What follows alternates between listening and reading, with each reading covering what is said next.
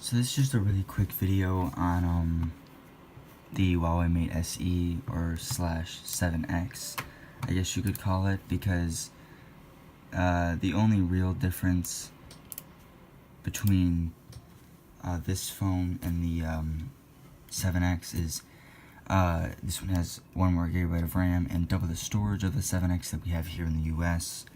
It is the exact same phone, and in fact 7X cases will even work with this, so that's kind of nice.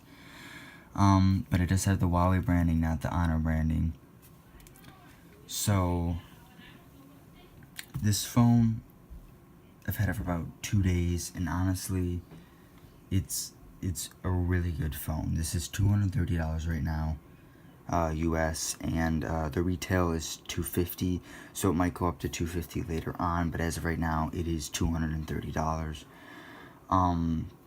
The specs, if you don't know the specs of the 7X, it is the exact same thing, with a Kirin 659, and then and 4 gigabytes of RAM, 64 gigabytes of internal storage.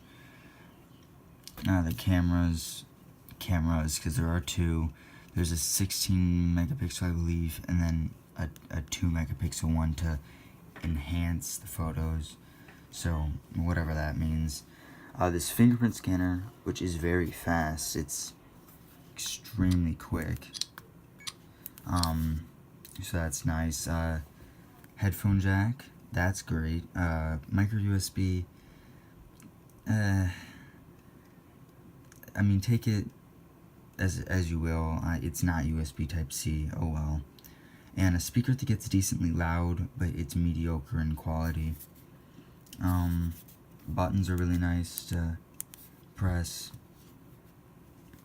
And this hasn't gotten, I'm not sure if this one will get the Oreo update. I know the 7Xs are slowly getting them, but there's no current for sure information. I'm pretty sure it will, but I'm not 100% sure. In terms of speed, I did not expect this thing to be as fast as it is. Honestly, budget smartphones have come a long way, and there are absolutely no hiccups at all. It is just extremely fast. I did not expect it to be this good, but it really is. Battery life, I do believe this has a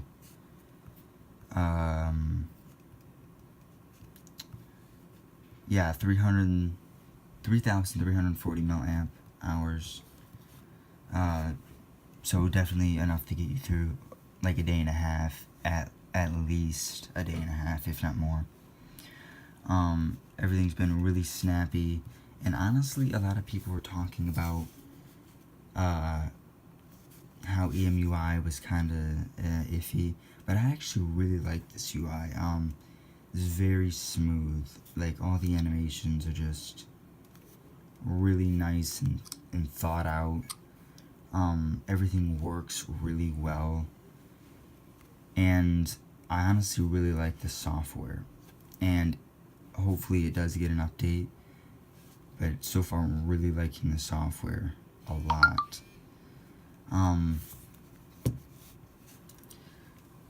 Like I said, bought this for unlocked from Best Buy for $230, so definitely pick this up if you're looking for a new phone, because this is extremely good phone for $250. You really couldn't ask for anything else. The only thing that is kind of a letdown is no fast charging. Really wished I could have seen fast charging, because, you know, this does have a pretty decent sized battery, so it's just not the fastest to charge. Everything else is great, and the camera is definitely one of the best in this price. I couldn't recommend it more. There's nothing else you could want more for $200.